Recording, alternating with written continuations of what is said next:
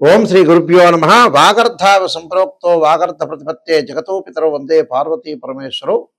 వ్యాసాయ విష్ణురూపాయ వ్యాసరూపాయ విష్ణవే నమో వై బ్రహ్మనిదే వాసిష్ఠాయ నమో నమ. గురు బ్రహ్మ గురు విష్ణు గురుదేవో మహేశ్వర గురు సాక్షాత్ పరబ్రహ్మ తస్మై శ్రీ గురవే నమ. ఓం శ్రీమాత్రే నమ. కేతు గ్రహము, కేతు జ్ఞానానికి ప్రతీక అంటారు. అంటే కేతువు యొక్క అనుకూలత కూడా ఉండాలి. అంటే ఛాయాగ్రహాలు అంటావు, ఛాయాగ్రహాల్లో రాహుకేతువులు కూడా చాలా ఇంపార్టెంట్ ఇక్కడ. అలానే వీళ్ళు నోడల్ పాయింట్స్ అంటారు.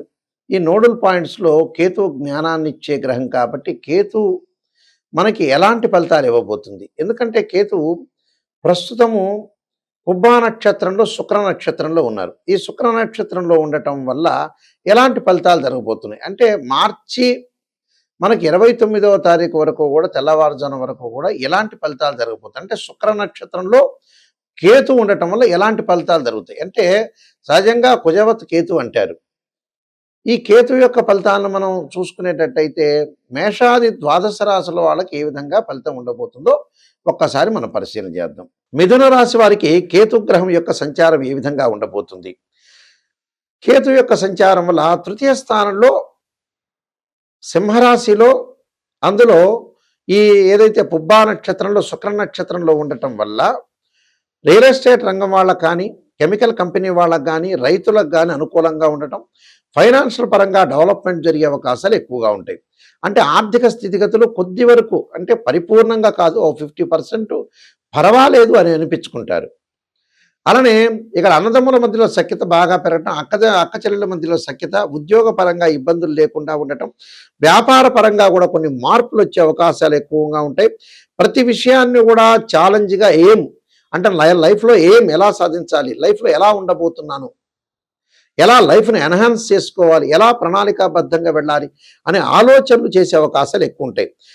ఉంటే ముఖ్యంగా ఉద్యోగస్తులు అనవసరంగా మాట్లాడటం, అంటే అన్ని రహస్యాలన్నీ కూడా మనం చెప్పటం, పై అధికారులకు వెళ్ళటం, ఇలాంటి ఇబ్బందులు కలిగే అవకాశాలు ఎక్కువగా ఉంటాయి.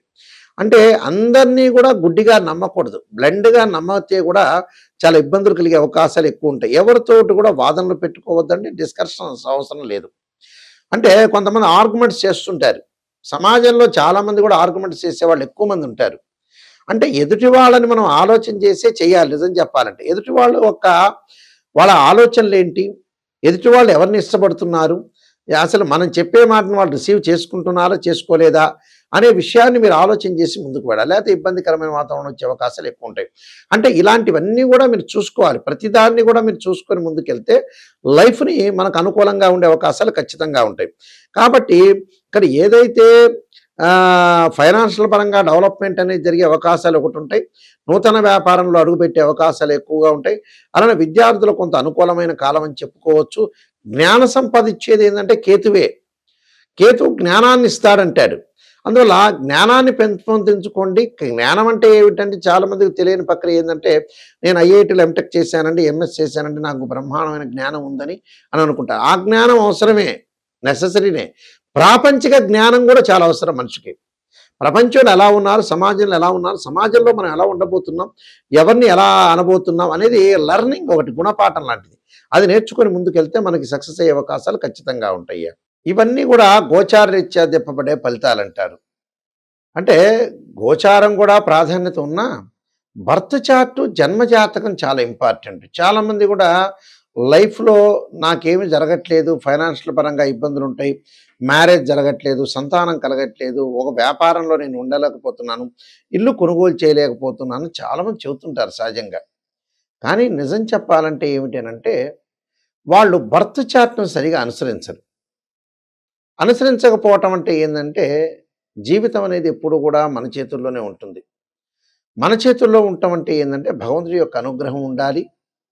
అలానే మన జాతక పరంగా ఏదైతే దోషాలు ఉంటాయో ఆ దోషాలను నివారణ చేసుకోవడం కూడా చాలా ఇంపార్టెంట్. దగ్గరికి వచ్చే వాళ్ళందరూ కూడా చాలామంది కూడా ఎందుకు పొరపాటు పడుతున్నారో నేను చాలా రీసెర్చ్ చేశాను. నేను 95 దగ్గర నుంచి ఆస్ట్రాలజీలో ఉన్నాను. అది MSc mathematics, MA astrology, MA English, MA Telugu. మా పూర్వీకులందరూ కూడా జ్యోతిష సిద్ధాంతులే. అయితే ఇక్కడ ప్రత్యేకంగా మా నాన్నగారు బ్రహ్మశ్రీ నాయకంటి కుమారస్వామి శర్మ దైవజ్ఞ అని ఇంటర్నేషనల్ ఆస్ట్రాలజరు, శ్రీశైలంలో ప్రధాన పురోహితులు కూడా పనిచేశారు. మన జీవితాన్ని నేను పిహెచ్‌డి చేశాను జ్యోతిష్యంలో. అంటే ఆస్ట్రాలజీ పరంగా ఎందుకు ప్రజలు ఇలా అవుతున్నారని ముందుకు వెళ్ళాను. అంటే ఆస్ట్రాలజీ అంతా కూడా మనం చూసుకునేటట్టయితే ఎందుకు జరుగుతుందనంటే స్వయంకృత అపరాధం. ఒక అమ్మాయికి పెళ్లి కావాలంటే, ఒక అబ్బాయికి పెళ్లి కావాలంటే వాళ్ళు కరెక్ట్‌గా జాతకం చూపించుకోలేకపోవటం, నెగెటివ్, నెగెటివ్, పాజిటివ్, పాజిటివ్ అని ఎంతకీ గురువుగారు పాజిటివ్ చెబుతున్నారా లేదా అని చూస్తున్నారు. కానీ పాజిటివ్ చెప్పడం వల్ల పెద్దగా ఒరిగేది ఏముండదు. మీరు 10 నిమిషాలు సంతోషిస్తారు. ఇక సంతోషించిన తర్వాత ఇంకో 10 సంవత్సరాల తర్వాత గురువుగారు చెప్పింది జరగట్లేదని అనుకుంటారు. స్త్రీయ లోపం పెరుగుట పెద్ద విద్య. లోపం ఎరిగిన వాడే పూర్ణుడవుతాడట. మనలో లోపాలను మనం సవరణ చేసుకొని ముందుకెళ్తేనే లైఫ్ అనేది ఉంటుంది. ఒక జాతకాన్ని చూపించుకునే ముందు మన జాతకంలో దోషం నా వివాహం కావట్లేదు, సంతానం కలగట్లేదు అనంటే జాతకంలో 100% దోషం ఉన్నట్టే గుర్తుపెట్టుకోండి. ఏ జ్యోతిష్యుల దగ్గర చూపించినా చూపించకపోయినా మీ జాతకం అనేది ఇప్పుడు ఒక డాక్టర్ దగ్గరికి వెళ్ళాం. ఆ డాక్టర్ దగ్గరికి వెళ్ళినప్పుడు షుగర్ వచ్చింది అనంటే శరీరంలో ఇన్‌బ్యాలెన్స్ తప్పినట్టే. బీపీ వచ్చిందంటే బ్లడ్‌లో తేడా వచ్చినట్టే. అలానే జాతకంలో వివాహం కాలేదు, సంతానం కలగట్లేదు అనంటే జాతకపరంగా దోషం ఉన్నట్టే. అది గోచారరీత్యా కాదు. గోచారం అనేది ఏందంటే సహజంగా నేను పదే పదే చెబుతున్నా. ఒక చెట్టు ఉంటుంది. ఆ చెట్టుకు వేళ్ళు ఉన్నది బర్త్ చార్ట్. వేళ్ళంటే చాలా ఇంపార్టెంట్ అక్కడ. వేళ్ళ తర్వాత కాండం ఉంటుంది. కాండం తర్వాత కొమ్మలుంటాయి. ఆ కొమ్మల తర్వాత ఆకులుంటాయి. ఆకులు ఎలా ఉంటాయి? వింటర్ సీజన్‌లో రైన్ సీజన్‌లో వస్తాయి. వింటర్ సీజన్‌లో అలానే ఉంటాయి. సమ్మర్ సీజన్‌లో కింద పడిపోతాయి. అదే గోచారం అంటారు. గోచారం ఇంపార్టెంట్ కాదు. ఎప్పుడు కూడా birth chart, name, date of birth, time, place of birth తీసుకొని D16 చార్ట్స్ అంటే 16 లగ్న కుండల్ని మనం చూస్తేనే జాతకం తెలుస్తుంది. ఎలా పడితే అలా జాతకం తెలియదు. మ్యాథమెటికల్ క్యాలిక్యులేషన్ కూడా చాలా ఇంపార్టెంట్. ఎప్పుడు కూడా జీవితంలో మనిషి బాగుపడకపోవడానికి కారణం ఏంటంటే ఫస్ట్ స్వయంకృతాపరాధం. నిజమే గురువుగారు చెప్పారు జాతకపరంగా నాకు ఇన్ని సంవత్సరాలైంది పెళ్లి కాలేదు, నాకు ఇన్ని సంవత్సరాలైంది సంతానం కలగలేదు, ఇన్ని సంవత్సరాలైంది నేను డెవలప్మెంట్ చెందలేదు అంటే జాతకపరంగా మీరు పర్ఫెక్ట్‌గా రెమెడీస్ చేసుకోవాలి. కొన్ని జాతకాల్లో చిన్న చిన్న రెమెడీస్ ఉంటాయి. కొన్ని జాతకాల్లో పెద్ద పెద్ద రెమెడీస్ ఉంటాయి.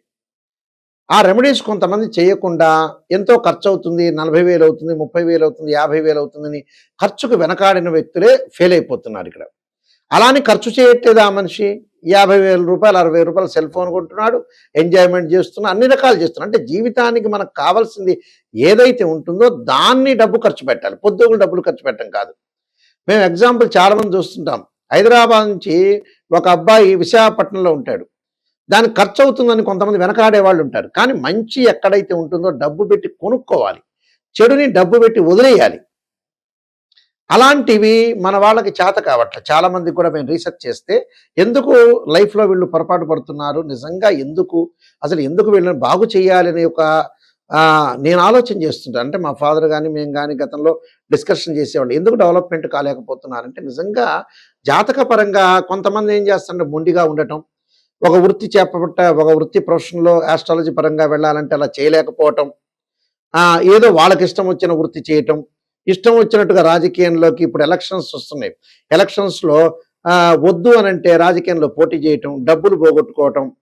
కొంతమంది బాబు ఈ ఇల్లు కొనుక్కోండి, మీ దగ్గర డబ్బులున్నాయి, ఇల్లు కొనుక్కోండి అని చెబితే కొంతమంది కొనుక్కోలేకపోవటం. ఎందుకంటే సలహాలు అనేది చాలా ఇంపార్టెంట్ ఇక్కడ లైఫ్‌లో.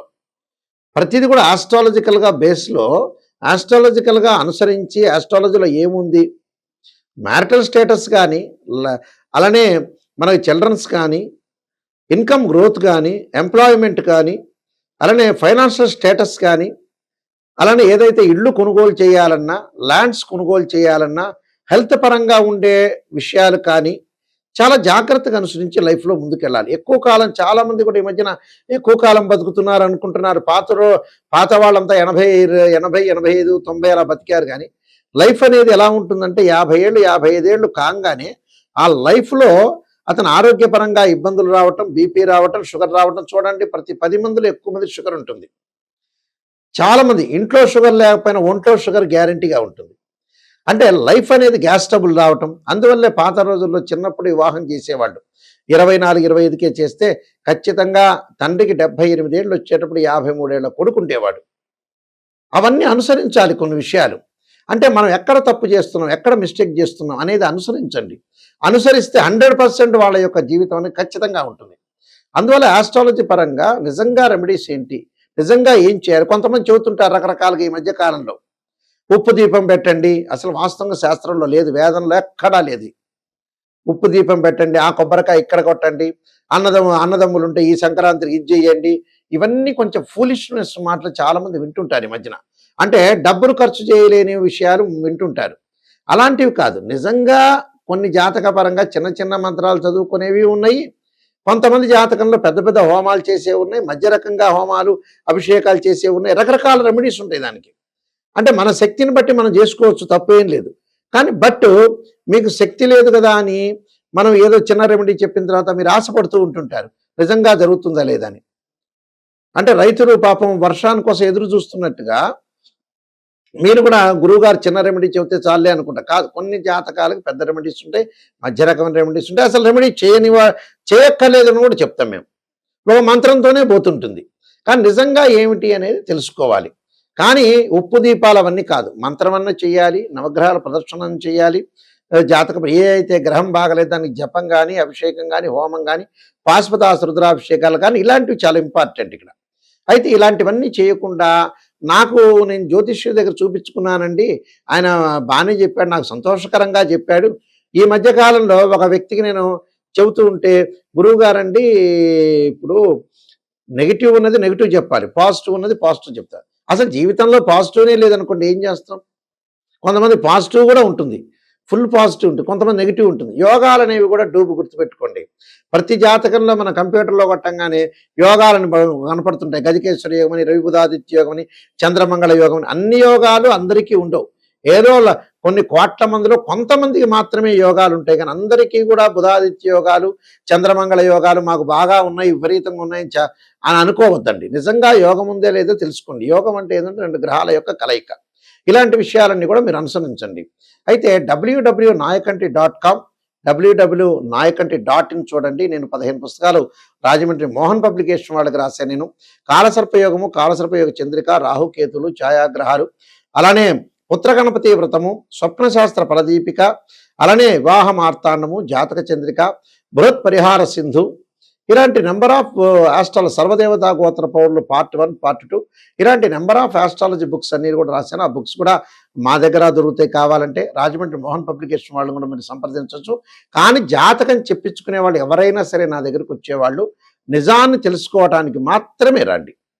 ఎందుకంటే మిమ్మల్ని నేను బాగు చేసే స్థితికి రావాలి, మిమ్మల్ని సేవ్ చేయాలి. సేవ్ చేయకుండా కేవలం పొగిడేటట్టయితే జాతకం చెప్పించుకోవడం దండగా, ఓపెన్గా చెబుతున్నాను. మీ కన్సల్టింగ్ ఫీజు కూడా దండగే.